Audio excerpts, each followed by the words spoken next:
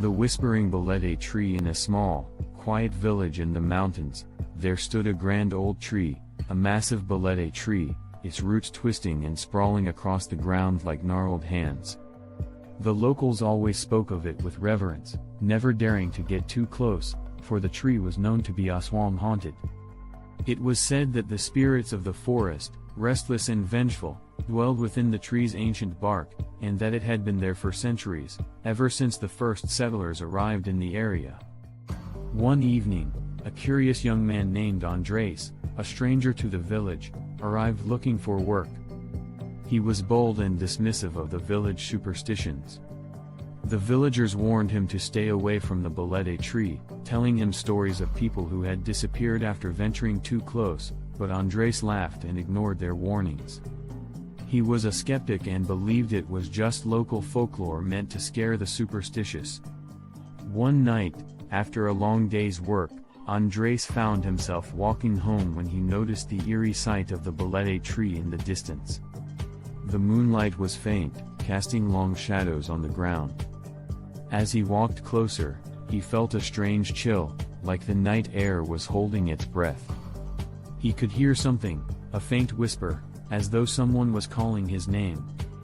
He stopped in his tracks, straining to listen. The voice was soft and low, but unmistakable. Andres. Andres. His heart began to race. But his curiosity got the better of him.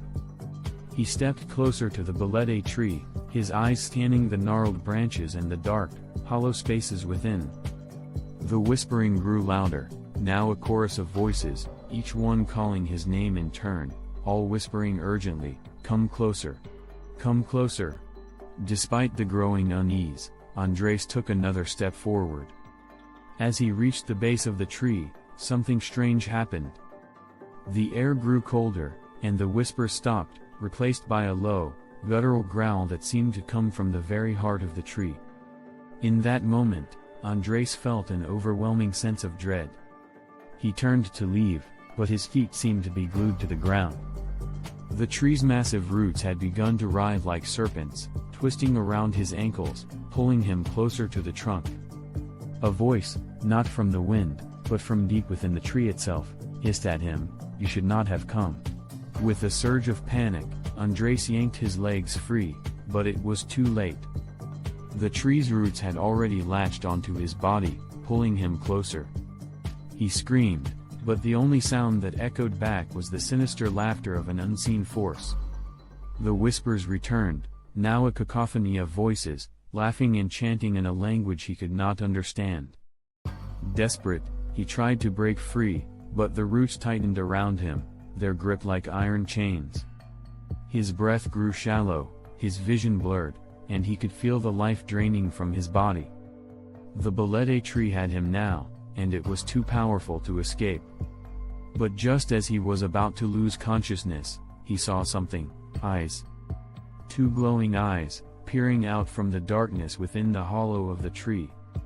The eyes were watching him, unblinking, and he felt as though they were looking into the very depths of his soul. Then, a voice, smooth and cold as death, whispered in his ear, "You've awakened her." Suddenly, the ground beneath him gave way, and he fell into a deep, endless darkness. The next morning, the villagers found Andres's body, twisted and contorted, lying at the base of the balete tree.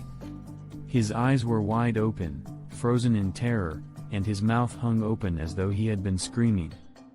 But there was no sound. The elders of the village gathered around the tree and muttered prayers in the old language, beseeching the spirits to release the soul of the young man. They told the villagers that the balete tree was not just a tree, but the home of an ancient spirit, an Aswang who was said to feast on the souls of those who dared to disturb her. She had been watching over the tree for centuries, waiting for the foolish to wander too close.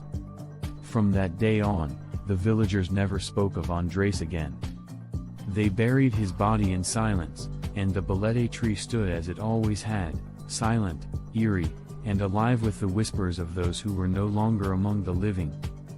Moral: sometimes, the old superstitions are born from real dangers. Not all places in this world are meant to be explored, And there are forces older and more powerful than we can understand, forces that should not be disturbed. Respect the stories, for they are often warnings from those who know better.